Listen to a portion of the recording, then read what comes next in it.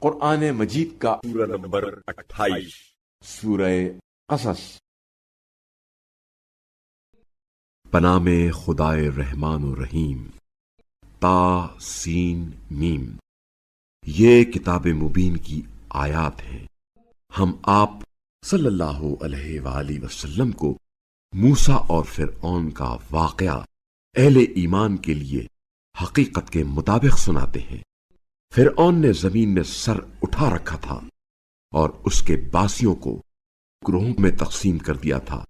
ان میں سے ایک گروہ کو اس نے بے بس کر رکھا تھا، وہ ان کے بیٹوں کو ذبح کرتا اور ان کی بیٹیوں کو زندہ چھوڑتا تھا، اور وہ یقیناً فسادیوں میں سے تھا۔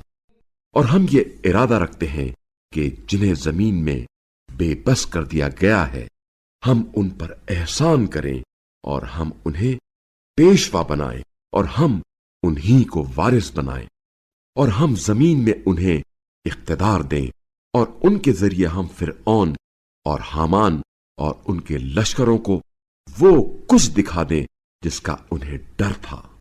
اور ہم نے مادر موسیٰ کی طرف وحی بھیجی کہ انہیں دودھ پلائیں، اور جب ان کے بارے میں خوف محسوس کریں تو انہیں دریا میں ڈال دیں اور بالکل خوف اور رنج نہ کریں۔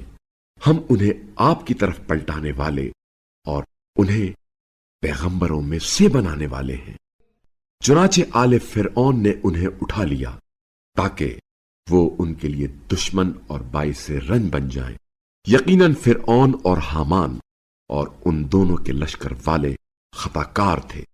اور فرعون کی عورت نے کہا، یہ بچہ تو میری اور تیری آنکھوں کی ٹھنڈک ہے، اسے قتل نہ کرو، ممکن ہے یہ ہمارے لیے مفید ثابت ہو، یا ہم اسے بیٹا بنا لیں۔ اور وہ انجام سے بے خبر تھے۔